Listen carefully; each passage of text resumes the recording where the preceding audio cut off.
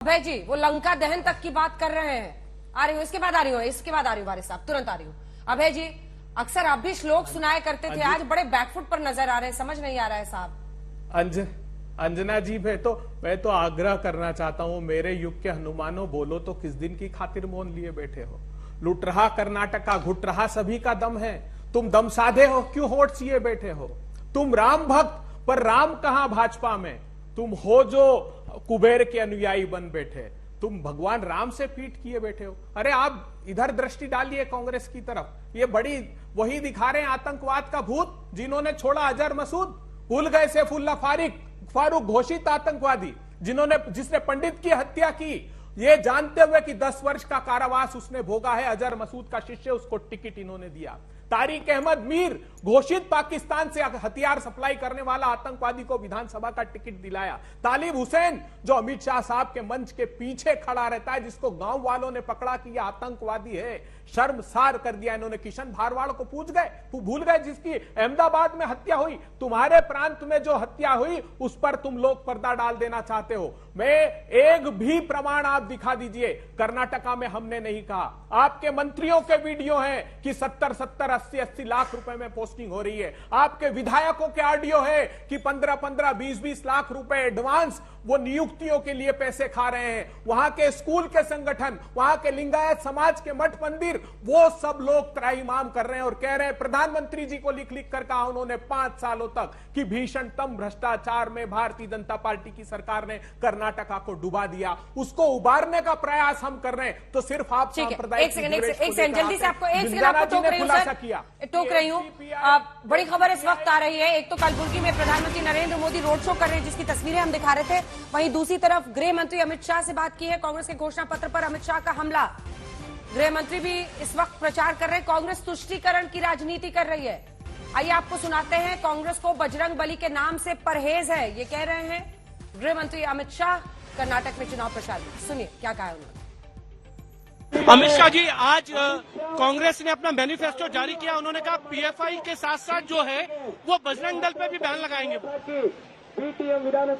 Congress party सालों से एपीसमेंट की पॉलिटिक्स करती है।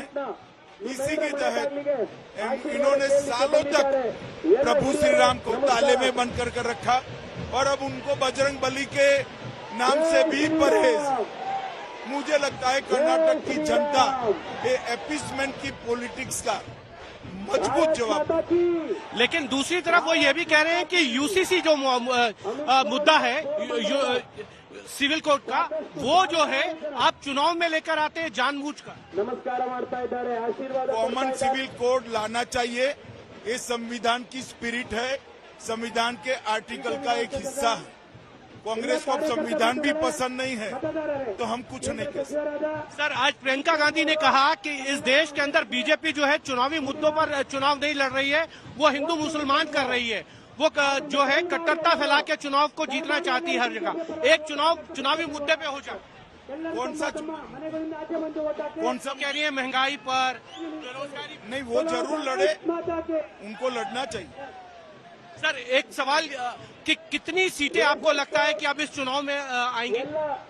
आप पे मार्क प्लस 15 सीटें कम से कम हम जीतेंगे। मुस्लिम आरक्षण का मुद्दा बनेगा इस चुनाव के अंदर? देखिए, हमने मुस्लिम आरक्षण इसलिए रद्द किया है कि वो संविधान सहमत नहीं। तो गृहमंत्री अमित शाह ने तुष्टीकरण से सीधे से जोड़ा। इसी के साथ कलबुर्गी भी तस्वीरें आ रही हैं, जरा अपने दर्शकों को दिखा दे। प्रधानमंत्री नरेंद्र मोदी इस वक्त एक रोड शो करते हुए नजर आ रहे हैं। ये देखिए तस्वीरें हम आपको दिखा रहे हैं। प्रधानमंत्री नरेंद्र मोदी रोड शो कर रहे हैं। इससे पहले उन्होंने अपने भाषण में कांग्रेस का बिना नाम लिए कहा कि पहले प्रभु राम को ताले में बंद किया था, अब बजरंग बली को ताले में बंद कर रहे हैं। और ये आप तस्वीरें इस वक्त देख रहे हैं, कर्नाटक में चुनाव प्रचार में प्रधानमंत्री नरेंद्र मोदी लगातार अलग अलग जगहों पर रोड शो कर रहे हैं, जिसमें आज ये कलबुर्गी की तस्वीरें आप देख रहे हैं। और जिस मुद्दे पर हम चर्चा आज कर रहे हैं, बजरंग बाण से क्या खिलेगा कमल, ये तस्वीरें दिखाते रहिए कलबुर्गी की। जल्दी से आप वारिस पठान साहब, आप हाथ उठा रहे थे। ये जितना ध्रुवीकरण होगा आपको तो अब आपको समझना है कि 2 या 3 सीटों पर आप लड़ रहे हैं। एक तो वहां पर कांग्रेस पार्टी है पहले से, उसके बाद से 4% मुस्लिम आरक्षण पर अपनी पीठ थपथपाने वाली जेडीएस है, कहां आपको मुस्लिम वोट मिलने वाला है वहां पर? ये देखिए अंजना जी, यहाँ पर बीजेपी का जो चेहरा था सबके सामने आ गया ना, दो मुहैया चेहरा। किस तरह से भी अमित शाह साहब का मैं इंटरव्यू देख रहा था आप ही के चैनल पे, उन्होंने कहा कि हम आएंगे तो हम यूसीसी भी लागू कर देंगे और हमने मुसलमानों का रिजर्वेशन हटा दिया। उन्होंने अपने मुंह से कहा। मैं बताना चाहूंगा मोदी जी फिर क्यों कहते सबका साथ सबका विकास सबके विश्वास की बात? मोदी जी बोलते पासमानदा मुसलमानों के पास जाओ, उनको नजदीक लाओ, उनके गले लगाओ। और सुधांशु जी अमित शाह साहब को जाके कहिए कि मुसलमानों को रिजर्वेशन रिलीजन की बुनियाद पर मिला ही नहीं है। ये जो रिजर्वेशन मिला है ये ओबीसी कैटेगरी जो मुसलमान में पासमानदा, जिसको सुधीर कमीशन का रिपोर्ट है, काब मंडल कमीशन का रिपोर्ट है, क्रिश्चियन कमीशन का रिपोर्ट है, जो दर्शाता है कि ये जो वर्ग है ओबीसी का मुसलमान में पासमानदा, ये सोशली इकोनॉमिकली बैकवर्ड है। उस बुनियाद के ऊपर उनको रिजर्वेशन दिया था, वो भी आपने हटा दिया। देखिए तो फिर सबका विकास कैसा होगा? आप किसी का पॉलिटिकल एम्पावरमेंट नहीं करोगे। आज बताइए सुधांशु जी, आप तो राज्यसभा के एमपी है, वहां पर कितने मुसलमान मंत्री आज मोदी की कैबिनेट में है? एक भी नहीं। और यहां पे आप सबका साथ रिजर्वेशन हटा देंगे, यूसीसी लाएंगे। कैसा लाएंगे यूसीसी? अमित शाह बोलते हैं कि संविधान के अंदर एक प्रावधान है कि हम लाएंगे। अरे संविधान के अंदर आर्टिकल 29 है, right to practise culture. India है प्लुरल और डाइवर्सिफाइड, हमारे पास रिलीजन कल्चर है, सब आदमी कल्चर। अमित शाह साहब को बताइए कि अमित शाह साहब गोवा के अंदर एक कायदा है जहां पर अगर किसी को बच्चा नहीं हुआ, 30 साल की अगर महिला होगा, उसको लड़का नहीं हो तो दूसरी शादी कर सकता है। अमित शाह जी को बताइए कि मिजोरम के अंदर क्या करेंगे, नॉर्थ ईस्ट के अंदर आप दया भागा स्कूल ऑफ थॉट से चलाएंगे देश, या मिताक्षरा स्कूल ऑफ थॉट्स के ऊपर आप जाएंगे? आप